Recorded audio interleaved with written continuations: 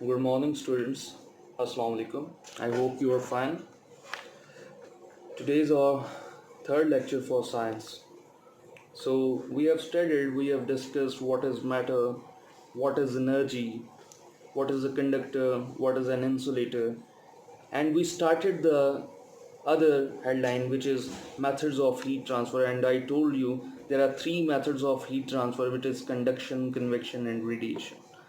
We have discussed conduction, what is conduction, and then we have discussed what is conductivity. So, first of all, revise this, go through the concepts which we have studied earlier. So, I am going to move on to convection. So, we have discussed what is conduction and how heat is conducted in a material, in metals mostly. So, which are the good conductors of heat. Now we will talk about convection. If we talk about convection, it is on page number 85. Convection occurs when heat is transferred from one part of a fluid to another by the movement of the fluid itself. The ventilation of a room and heating water in a pan are examples of convection. So, convection क्या है? What is convection? When heat transfers from one place to another, but it is transferred due to the movement of fluids, like it can be gas or it can be liquid, but it is transferred by the movement of the gas particles or uh, liquid particles. They move from one place to another to transfer it, but not in the case of conduction. I told you that the particles in solid conduct heat. When they heats up from one point, they start vibrating faster. When they start vibrating faster, they transfer heat energy to the next particles and next, and it reaches to the end. In this way heat is conducted, but not in the case of convection. In the case of fluids, gases or liquids, the writer has given us the example for the ventilation of a room and heating water in a pan.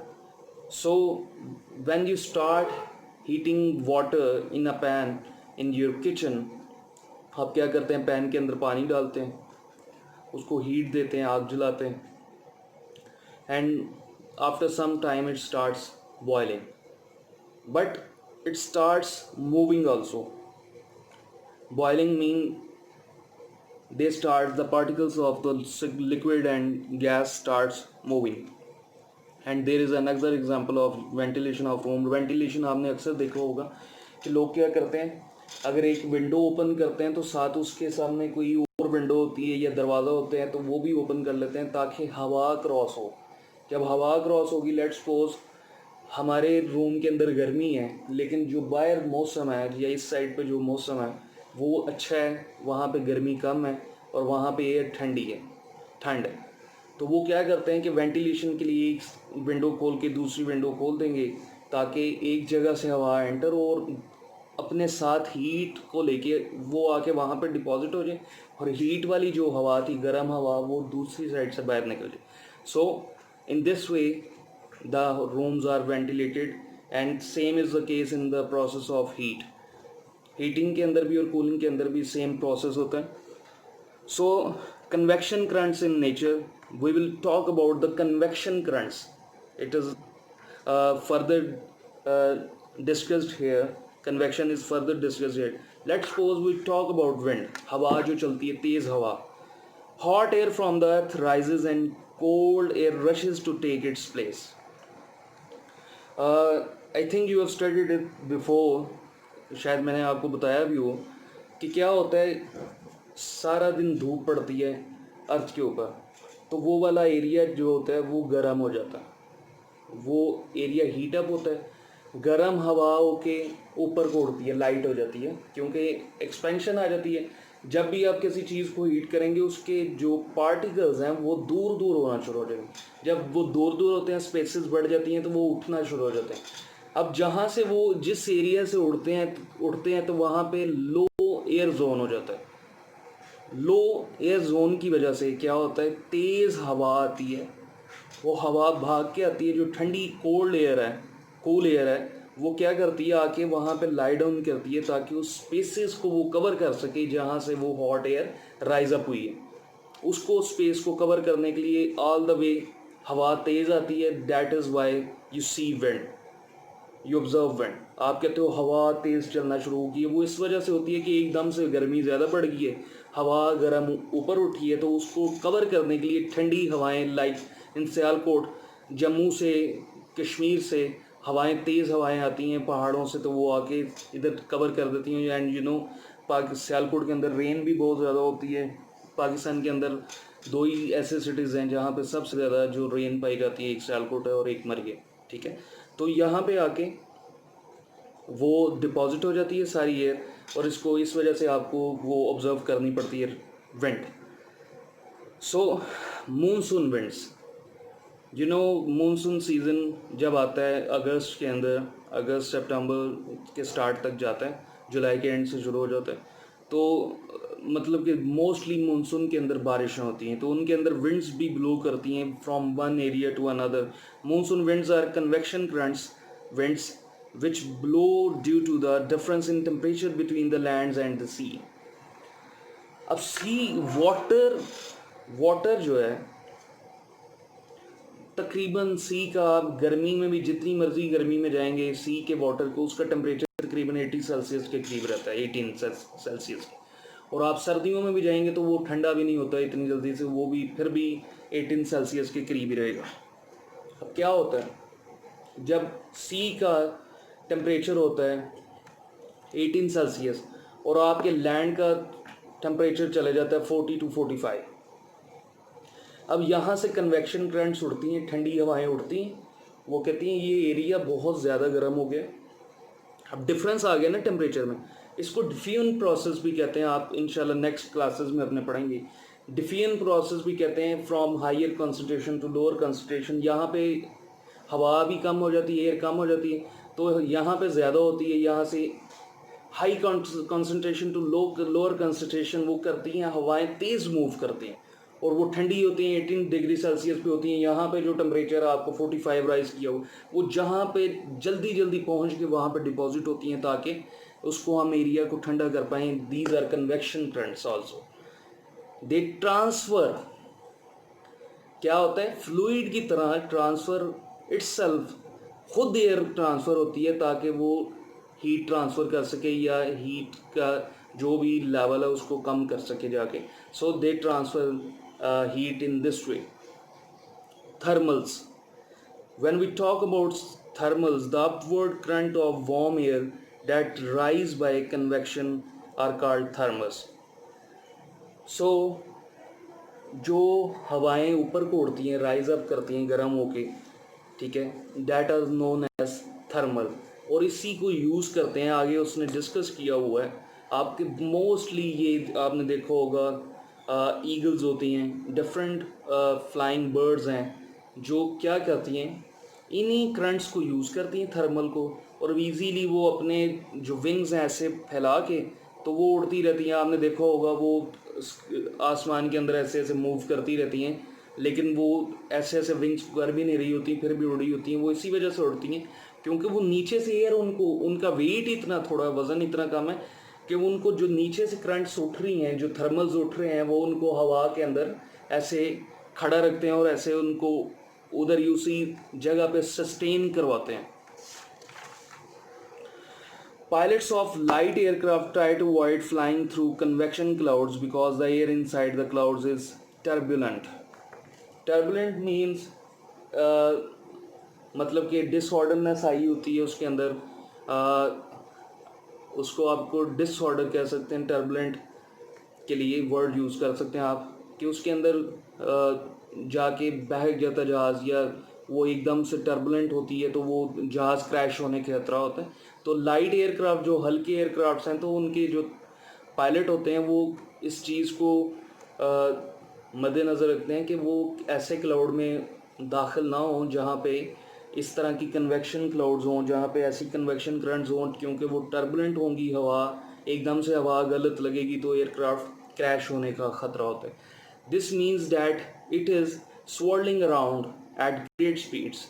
This can make the aircraft lose control. वो swirl कर रही होती हैं, ऐसे ऐसे घूम रही होती हैं वो करंट्स हवाएं. तो वो जैसे ही लाइट एयरक्राफ्ट उसके अंदर जाएगा तो वो एकदम से हवा से अनकंट्रोल होगा, कंट्रोल लूज करेगा और वो क्रैश हो जाएगा. जिस तरह अक्सर अगर आप बॉयज़ हो तो आपने देखा होगा कि तेज़ हवा जब चल रही होती है, आप बाइक भी चलाते हो, अगर if you ride a bike तो बाइक भी कंट्रोल नहीं रहती आपकी, ऐसे ऐसे टर्बुलेंट कंडीशन में उसको हवा टर्बुलेंट होती है तो आपकी बाइक को वो सीधा नहीं जाने देती. Then we will talk about land and sea breeze. It also lies in the convection current. So during the daytime, you can see the picture of land and sea breeze on your page number 86. क्या होता है? During the daytime, the land heats up. दिन के time land heat up करता है quickly by the heat of the sun. As a result, the air above it becomes hot. As this air expands and rises, the cooler air above the sea blows into take place. This is called a sea breeze. इसको sea breeze कहते हैं. मैंने बताया था आपको, दिन के time सूरज की रोशनी की वजह से एयर गर्म हो जाती है, एक्सपैंड करती है, उठती है, ऊपर उड़ती है, तो जिधर से उठी है उस एरिया को कवर करने के लिए तेज़ हवाएं सी की तरफ से आप देखें कि वो आई हैं लैंड के ऊपर. आपको एरोस के थ्रू अगर नज़र आ सके सी ब्रीज से देखें लैंड की तरफ वो जा रही हैं हवाएं तेज़. अब क्या होता है, इसको हम क्या कहते हैं, इसको हम सी ब्रीज कहते हैं, सी से जो हवाएं आती हैं. At night, the sea water, which has absorbed heat during the day, remains hot for a longer time than the land, and so the air above the sea warms up. It expands and rises, and in this way, the convection current is reversed. The breeze now blows from the cooler land to the sea and is called land breeze. अब क्या होता है, एक तो water गर्म बहुत ज़्यादा heat के बाद होता है, बहुत ज़्यादा उसको हीट एनर्जी मिले सूरज से तो वो अपना टेम्परेचर बहुत कम 1-2 डिग्री सेल्सियस राइज करवाता है. लेकिन लैंड में क्या होता है, लैंड गर्म भी बहुत जल्दी होते हैं और ठंडा भी बहुत जल्दी हो जाता है. अब वो जैसे ही ठंडा होना शुरू होता है, अब सी की हीट अभी तक उसने एब्जॉर्ब की होती है, सी का टेम्परेचर राइज अप ही रहता है, लैंड का टेम्परेचर लो हो जाता है रात को. अब जब ये डिफरेंस आ गया, लैंड के अंदर टेम्परेचर कम है और यहाँ पे ज़्यादा, अब यहाँ से हवाएं उठती हैं, राइज करती हैं और वो जाके सी के अंदर गिरती हैं ताकि उसके सी का टेम्परेचर जो है उसको लो कर सकें. और ये प्रोसेस नाइट के अंदर होता है से जो लैंड ब्रीज वाला, जो सी ब्रीज वाला है वो डे की टाइम होता है. Now we will talk about radiation. So this is the third type or kind in which the heat is transferred. Radiation, you have studied about radiation. When radiation comes to your mind, you see the temperature or the energy which is coming from the sun is radiation. Radiation is a particular process in which energy travels. Energy travel करती है, heat energy itself travel करती है, उसको particles की भी ज़रूरत नहीं होती. This is energy need to be carried by a medium such as a solid, liquid और गैस. और इसको इस एनर्जी को ट्रैवल करने के लिए उसको एनर्जी को ना सॉलिड की ज़रूरत होती है, ना लिक्विड की होती है, ना ही गैस की. It can travel in space because it is not carried by moving particles which need a medium to travel in. मैंने आपको बताया था कि इसको मूविंग पार्टिकल की ज़रूरत नहीं होती कि ये उसके ऊपर बैठ के ट्रांसफ़र हो. Like you know how much time it takes to reach the light which reaches earth from the sun. Find it over internet and give me the answer in my WhatsApp. Okay, give me the answer. What is the time of light to reach earth from sun. ये question है, जहन में रख लें कि कितना time लगता है सन से लेके अर्थ तक लाइट को पहुंचने में। इसी तरह हीट भी ट्रांसफ़र होती है, उसकी तरह ही वो heat is the form of energy. Light travels very fast, so heat भी इसी तरह से अर्थ तक ट्रांसफ़र होती है, but it doesn't require radiation के प्रोसेस के अंदर, ये रेडिएशन के थ्रू होता है। और स्पेस के अंदर आपको पता है ना एयर है, ना आपके पास लिक्विड है, ना आपके पास सॉलिड है, ना गैस है।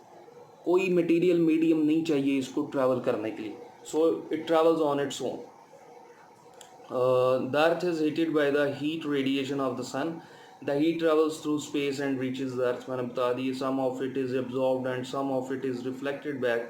कुछ जो एनर्जी है, हीट एनर्जी, वो एब्जॉर्ब कर ली जाती है और कुछ रिफ्लेक्ट बैक हो जाती है। Clouds cut down the amount of heat radiation reaching the sun. आपकी अर्थ के इर्द गिर्द क्लाउड फॉर्मेशन है, उसके ऊपर जब हीट एनर्जी आके गिरती है सन से, कुछ एब्जॉर्ब हो जाती है, कुछ अर्थ तक पहुंचती है, कुछ वापस चली जाती है।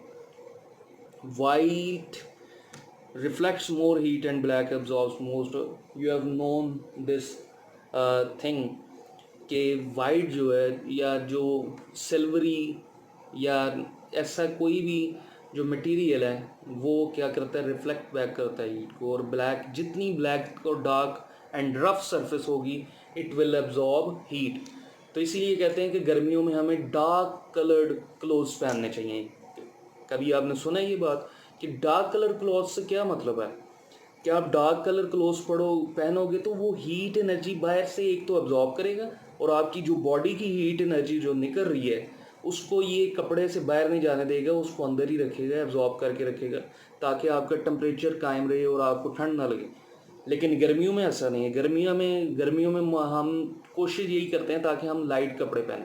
अब जितना लाइट कलर का कपड़ा पहनोगे, अगर आप वाइट पहनोगे तो उसके अंदर आपको बहुत कम गर्मी लगेगी, लेकिन आप फुल ब्लैक पहन लोगे तो आपको बहुत ज़्यादा गर्मी लगेगी। So this is the difference. Some surfaces are better at absorbing radiation than others. और कुछ जो सर्फेसेज हैं वो कहते हैं बहुत अच्छी तरह से हीट रेडिएशन को एब्जॉर्ब करती हैं। Standing in the sunshine a black car warms up. ये मैंने आपको बता दिए कि आप किस तरह से गाड़ी गर्म हो जाएगी, ब्लैक कार और वाइट कार नहीं होगी। A black saucepan cools down more quickly than any other. अच्छा, ये some surfaces are better at sending out or emitting radiation than others. कुछ जो सर्फेसेज हैं वो रेडिएशन अपने थ्रू निकालती भी हैं, गर्मी निकालती भी हैं। Like a black saucepan cools down more quickly than an. Black जो सॉसपैन है वो अपने अंदर से हीट निकालेगा भी जल्दी और बहुत जल्दी से वो ठंडा हो जाएगा। Could you design an experiment to test it yourself. आपके घर के अंदर ही है, आप एक सिल्वरी को सॉसपैन ले लें और एक ब्लैक कलर का सॉसपैन रख लें, दोनों के अंदर पानी बॉयल करें, ठीक है। पानी जब दोनों के अंदर बॉयल होने शुरू हो जाए, उसको बुलबुले आने शुरू हो जाए, बॉयल अप हो जाए, तो उसको आप दोनों को उतार दें आप, ठीक है। देखें कि आप दोनों को लेट्स सपोज 5 मिनट के लिए आप रखते हैं, 5 मिनट के लिए रखें, दोनों को टच करके देखें, आपको डिफरेंस फील हो जाएगा कि सिल्वर वाला जो है वो ज़्यादा देर तक गर्म रहेगा क्योंकि वो अंदर ही हीट को रिफ्लेक्ट करता रहेगा, और ब्लैक सरफेस जो है हीट एमिट करती रहेगी, निकालती रहेगी, तो उसको क्या होगा, वो जल्दी से ठंडा हो जाएगा। Good absorbers of heat radiation are also good emitters. जो रेडिएशन को, जिस तरह ये डार्क कलर है, ये जितनी अच्छी तरह हीट एब्जॉर्ब करेगा ना, लाइक ब्लैक कलर, उतनी जल्दी उसको एमिट भी करेगा, उतना अच्छा एमिटर भी होगा वो। और जितनी लाइट सर्फेसेज होंगी वो उतनी कम एब्जॉर्ब करेंगी और उतनी कम एमिट भी करेंगी, उतना बैड एमिटिंग उनका होगा। लेट्स हम अगर लास्ट वाली लाइन को देखें, shiny aluminium foil helps keep food dishes warm up when they are served on the table. Aluminium foil आपने घर के अंदर अक्सर देखा होगा, आपके पेरेंट्स, आपकी मदर जब खाना बनाती हैं तो कभी कभी वो एल्युमिनियम फॉयल से खाने को कवर करती हैं ताकि खाना ज़्यादा देर तक कवर रहे। आपने आपके अंदर हॉट पॉट आपने देखे होंगे घर में, उनका अंदर वाली सरफेस मोस्टली, या आप अगर कैटल की बात कर लें, कैटल या थर्मोस फ्लास्क उसको कह लें आप, थर्मोस जिसको कहते हैं, उसके अंदर आप चाय वगैरह डालते हो, उसका अंदर से कभी देखें वो सारी सिल्वरी सरफेस होगी। सिल्वरी इसलिए होती है ताकि हीट रिफ्लेक्ट ही होती रहे, ठीक है, और वो गर्म रहे खाना। That's all for today. Try to read page number 85 and 86 and go through the concepts which we have studied earlier, like the first page and the second page. So go through them. Inshallah, in next lecture we will further start going. Okay.